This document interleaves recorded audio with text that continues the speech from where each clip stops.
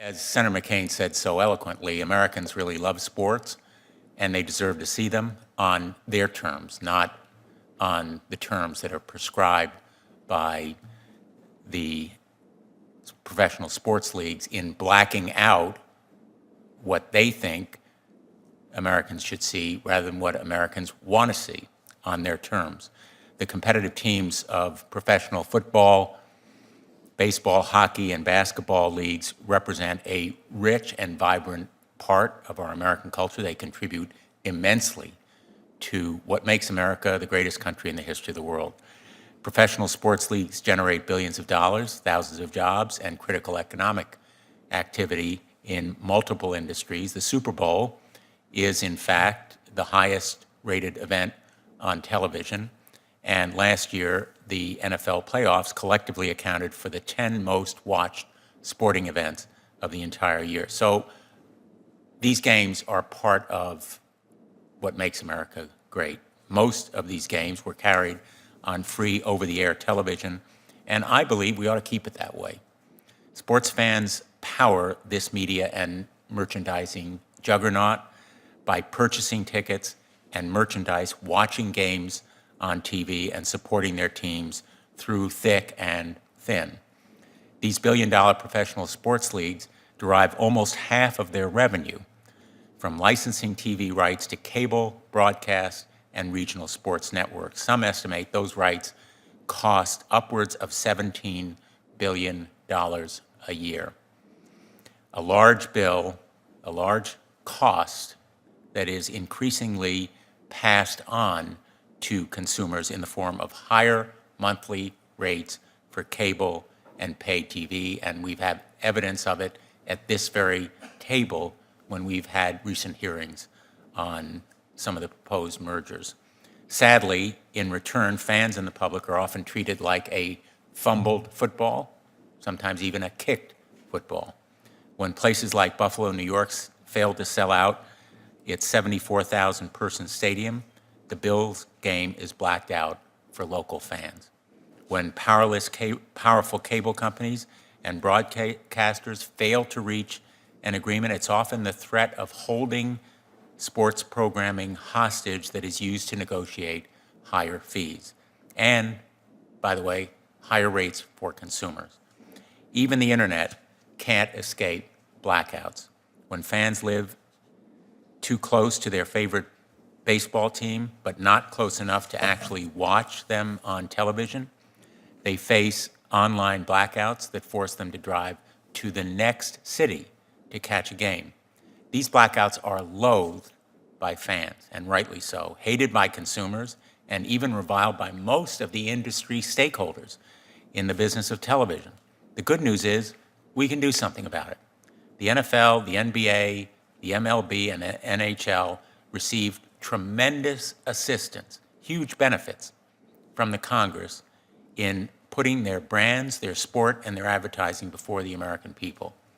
This public assistance takes several forms, but chief among them is the antitrust exemption enjoyed by the 4 major sports leagues. Essentially, every American company is bound by antitrust regulations that prevent coordination and price fixing. Sports leagues are an exception, almost a unique exception to this antitrust rule. In the Sports Broadcasting Act of 1961, Congress granted a special exemption from the rules that govern other companies, permitting professional sports leagues to coordinate and fix prices for negotiating broadcast rights. The country affords these teams their special status because of their special role in American culture, but that doesn't give them the right to abuse this privilege, and the government certainly shouldn't endorse abusive behavior. The public benefits come with a public trust. The FCC recognized that this when they threw a flag this September on the NFL's anti-fan blackout policy. Chairman Wheeler of the FCC announced at that meeting, and I'm quoting, "The federal government should not be a party to sports teams keeping their fans from viewing the games, period." I'm grateful that all 5 FCC commissioners joined together in a bipartisan vote and repealed their blackout rule, as I had called for their doing, along with Senator McCain, Senator Brown, Congressman Higgins, and many more. But despite the FCC's actions in September, sports leagues and the NFL in particular retain the power to black out games through their private contract agreements. I believe these blackout policies are anti-fan and anti-consumer because they disregard the public trust that the leagues have because of the special benefits and public benefits that they receive, and because of the trust they have to their fans and the teams. And moreover, these policies are an affront to the direct and indirect investment made by federal and local governments that have provided tax exemptions, enhanced public transportation, infrastructure to stadiums, and exemptions, as I've mentioned, from the antitrust law. That's why I've joined with Senator McCain to introduce S. 1721, Furthering Access and Networks for Sports Act, the FANS Act, and that's why I've joined in seeking support from my colleagues, and I believe that support is growing, that we have momentum on our side. This bipartisan bill leverages the antitrust exemptions that leagues enjoy against the elimination of these blackout policies. Let me put it very simply. Unless the leagues and blackouts no longer are, unless the leagues end blackouts, they will no longer be exempt from the nation's antitrust laws when they negotiate their billion-dollar television contracts. The FANS Act would remove language in the law that allows the NFL to maintain their local sports blackout policies when stadiums fail to sell out. It would require the leagues to instruct anyone carrying their games that they can no longer hold sports programming hostage for higher fees and cable rates, and it would make more live games available on the internet. I want to make one thing clear. This bill does not use the heavy hand of government to force the sports leagues to do anything. It doesn't require them to end blackouts with the threat of fines or enforcement actions.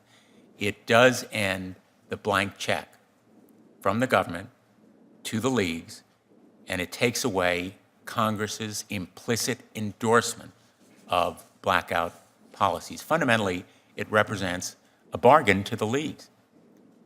They can continue enjoying their exemptions from existing law if they treat fans fairly. If they want to continue their blackout policies, the government won't stop them, but they'll no longer get the special public benefits and protection from antitrust enforcement that they currently have. I want to note particularly that this hearing is a fact-finding mission. We're obviously not going to pass this bill out of the Senate or Congress this year, but I look forward to a lively debate, and Senator McCain and I are open and committed to working with all the stakeholders on their ideas for changes and edits before reintroducing this bill again next Congress, which we expect to do.